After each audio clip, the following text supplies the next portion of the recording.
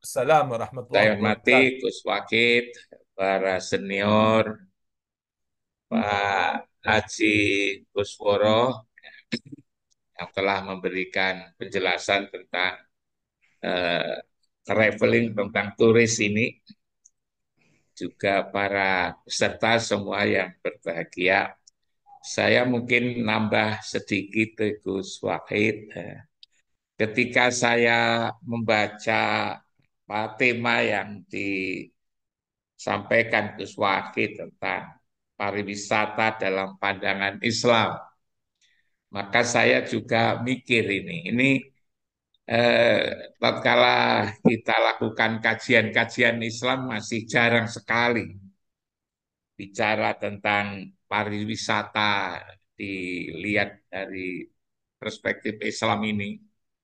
Tapi ketika saya mengikuti ayat-ayat Al-Quran yang disampaikan oleh Gus Wakid tadi, yang ada anjuran kul siru fil ardi, dan banyak sekali tadi juga di surat Jumat misalnya juga dikatakan itu eh, manakala telah selesai sholat maka eh, apa namanya fantasiru fil ardi wabtahu min fadli lah itu saya terasa iya ya, saya merasa ikut menjawab.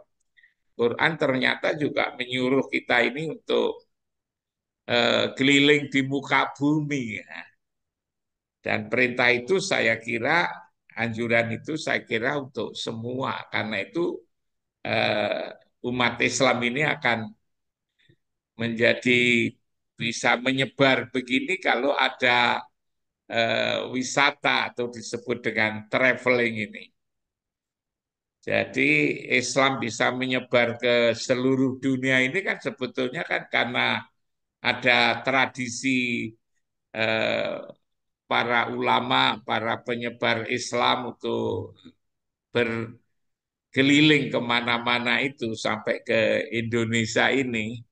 Yang kalau kita lihat sejarah itu kan Islam di Indonesia itu kan bukan orang Indonesia awalnya untuk mencari tahu tentang Islam ke pusat-pusat eh, dilahirkannya Islam, tetapi ini adalah tradisi dari negara-negara sumber lahirnya Islam ya di Timur Tengah ke berbagai negara sampai ke Indonesia ini kan karena traveling, karena wisata, mungkin juga karena ekonomi dan lain-lain.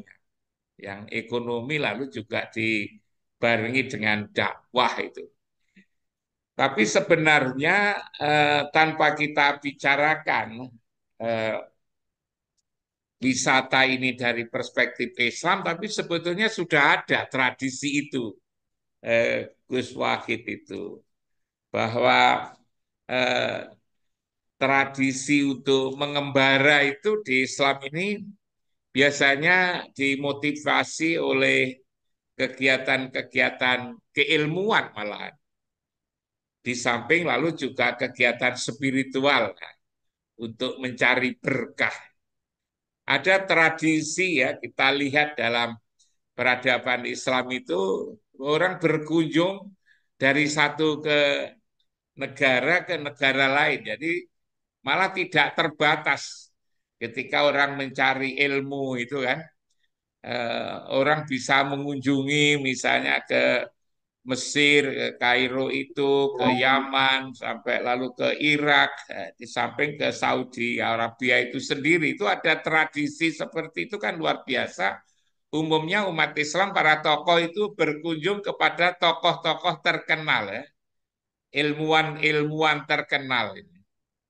Itu sudah tumbuh dan berkembang sebetulnya di dunia ini. Karena itu komunikasi para tokoh Islam itu sudah ada sejak zaman dulu, sejak zaman sebelum ada alat-alat transportasi modern seperti ini. Orang sejak zaman dulu sudah kenal namanya Baghdad gitu kan. Padahal Baghdad itu di mana? Di Irak. Orang sudah pada datang ke sana, ke Iran. Orang juga sudah datang ke Mesir. Bahkan juga orang sudah datang ke Rusia itu. Ke Bukhara. Ahli hadis itu kan di Rusia di sana ini. Orang orang berkunjung itu.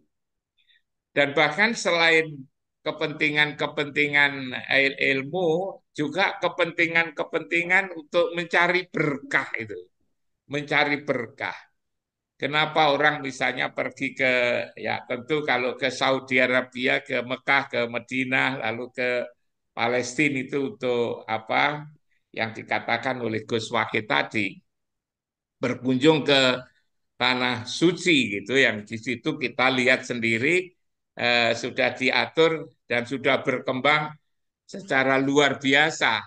Dan dengan adanya wisata yang ke Mekah, ke Madinah itu juga ekonomi di sana tumbuh dan berkembang dari wisata ini dan juga berdampak kepada bertambahnya pengalaman, pengetahuan orang yang datang ke sana. Selain itu, saya pernah lihat itu di Mashhad. Di Mashhad itu di apa salah satu kota di Iran ya.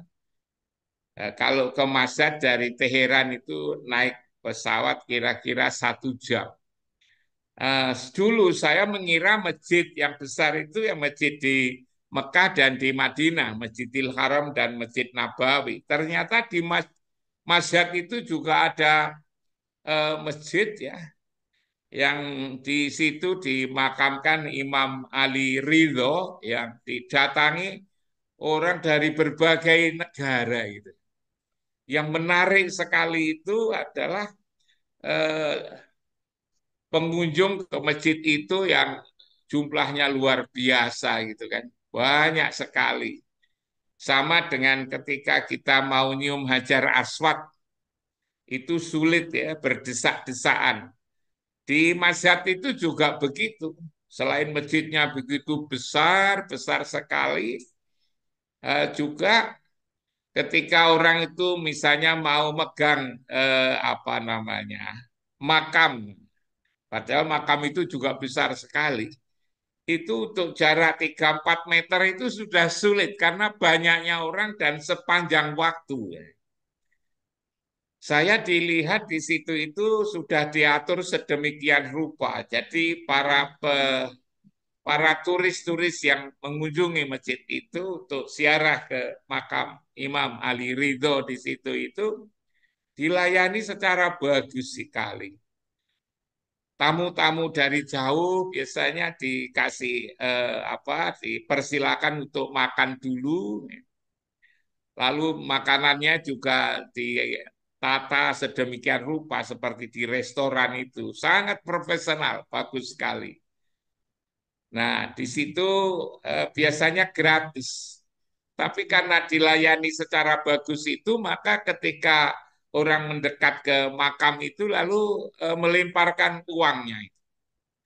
Biasanya kalau hari Kamis, malam Jumat itu uang itu menumpuk di makam itu. Biasanya ngambilinya itu pakai mobil box gitu kan. Mobil box itu lalu uang itu tidak diambil pakai tangan, tapi pakai sekrup itu. Seperti orang apa namanya mengambil pasir itu dimasukkan di mobil itu bisa sampai 2 sampai lebih itu 1 minggu karena begitu banyaknya orang yang memberikan uang. Saya dengar itu eh, penghasilan daripada masjid yang ada di Masjid itu luar biasa. Bahkan pemerintah sendiri kalau kekurangan uang pinjamnya ke takmir masjid itu. Jadi pemerintah Iran katanya kalau perlu uang ya, untuk keperluan apa begitu, karena surplus yang luar biasa di masjid itu pinjam uang ke panitia masjid itu. Dan masjid itu memang besar sekali. Saya dulu ngira masjid besar itu ya di Nabawi itu. Ternyata di masjid ini juga sebesar itu, bahkan di dalamnya itu lebih indah sekali. Ada kristal. macam-macam itu. Saya kok rasakan itulah wisata religius yang sudah dikelola secara baik gitu ya. Karena itu saya membayangkan kan orang Indonesia itu kan juga suka itu ziarah, ziarah ke makam, misalnya makam Wali Songo. Saya kalau di Jombang itu selalu ingatkan bapak-bapak ya yang di Jombang itu, misalnya di makam Gus Dur. Orang yang ziarah kubur ke Jombang itu, ke Tebu Ireng itu kalau sudah menjelang puasa dan juga puasa itu sehari itu tidak kurang dari 15.000. Sehari itu tidak kurang dari 15.000. Hanya di sana belum dikelola seperti yang ada di Mazhab ini, yang ada di Iran ini. Di Iran ini karena sudah dikelola secara bagus, maka dampak ekonominya juga luar biasa. Saya kembali ke Masyad itu karena orang yang berziarah ke Masyad itu sedemikian banyak, maka lalu hotel-hotel juga laku di sana. Lalu transportasi misalnya pesawat-pesawat terbang ke sana juga banyak. Taksi-taksi juga ini. Kerajinan-kerajinan rakyat lalu menjadi laku. Jadi dampak ekonominya luar biasa dengan adanya wisata religius yang ada di sana yang berziarah ke Imam Ali Ridho itu. Keturunan Rasulullah katanya yang ke-8 itu diyakini seperti itu. Begitu juga kalau saya buat contoh seperti misalnya di Jombang ini di makamnya Gus Dur itu Hadratus Syekh Hasyim Asy'ari menjelang puasa itu ada sampai puasanya setiap hari tidak kurang dari 15.000 orang datang dari berbagai negara daerah ke Cukir ke Tebu Ireng ini.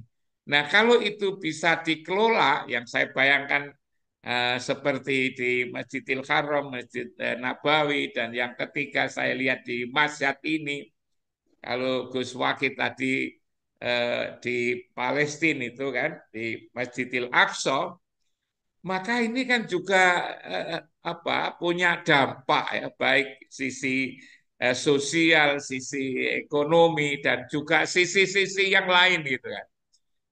Kalau misalnya daerah Jombang dijadikan sebagai satu di antara pusat wisata religius, maka di situ kan hotel-hotel juga akan laku. Transportasi juga begitu. Orang lalu juga bisa melihat apa namanya nilai-nilai yang tinggi yang diwariskan oleh Hadratus Syekh Hasyim Asy'ari misalnya itu. Lembaga pendidikannya ditiru, bagaimana cara mendidiknya Hadratus Syekh Hasyim Asy'ari ini misalnya.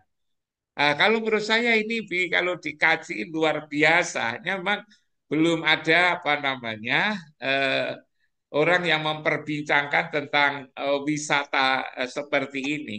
Dan kalau kita misalnya mengacu kepada Rasulullah, kan Rasulullah dulu kan juga tidak diem ada di Mekah, tapi juga hijrah ke Madinah. Rasulullah juga ke mana-mana, satu diantaranya juga ke Taif itu. Apalagi lalu kalau para sahabatnya bahkan Masjidil Aqsa itu kan dibangun ketika Khalifah Umar ketika itu. Kekuasaannya sudah sampai ke sana itu dan juga ke berbagai negara wilayah yang luas sebetulnya. Ini saya kira perlu dibaca. Betapa sebetulnya Islam itu ngajak untuk rahmatan lil alamin, untuk fantasiru fil art ya berjalan di muka bumi, bukan dari satu kota ke kota, tapi berjalanlah kamu ke muka bumi. Itu berarti kan ini memberikan pandangan yang luar biasa. Kalau itu supaya kita bergerak di muka bumi, maka di situ kan ada layanan-layanan orang yang berkeliling di muka bumi ini.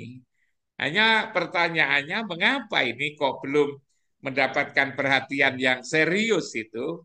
Maka tema yang dipilih oleh Gus Wahid ini menginspirasi yang luar biasa untuk kita tidak saja berpikir tentang sekarang ini akhir-akhir ini kan bicara tentang nasab itu kan tidak selesai-selesai gitu kan. Yang akhir-akhir ini ditambah bicara tentang surat As-Syu'ara itu dan lain-lain. Karena itu di tengah-tengah orang ribut soal surat As-Syu'ara dan juga soal nasab, Gus Wahid ngajak bicara tentang bagaimana pandangan Islam terhadap pariwisata ini dan ternyata luar biasa.